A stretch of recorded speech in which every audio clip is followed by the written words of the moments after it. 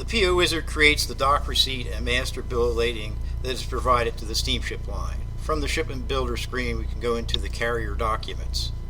And this shows some of the pertinent information fields.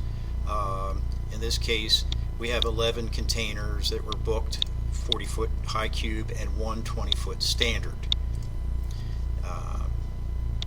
For our illustrative purposes, we're only going to show one of the containers, which was also previously illustrated in the loading module demo. The dock receipt is one of the selections that can be chosen here, and it brings up that particular container's dock receipt. And you notice that the container number, size of the container, the seal number all carries forward, as well as we have the hazardous material, because it's touch-up paint, is included in one of the in that particular container. Down below here, to give the drayman some more information, we show what steamship line. There's a lot of co-loading that goes on now between steamship lines, and the cutoff date and the earliest return to the marine terminal. The master bill of lading using Schedule B's is shown here as well. Now this is the basis that the steamship line uses to create the bill of lading, or the Seaway bill. So the pertinent information is all shown here, and it's very similar to the dock receipt in that we again pick up the IMO information. But now, for the steamship line's purposes, we have to show them that an ITN was obtained, which is explained in the EEI demo that we've had previously, and that shows who the USPPI is and the ITN number. That gives proof that it's okay to export this. And then some of the steamship lines today are asking for Schedule B numbers of the items that make up the particular description of these packages that are being shipped.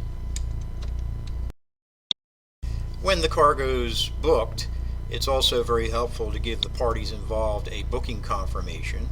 And here's a format that picks up that data, showing who it's being sent to, the steamship line, the vessel that's going to go on, the place of receipt, and the port of unloading, and the ETA. All this information can be very helpful to any of the parties involved with the transaction.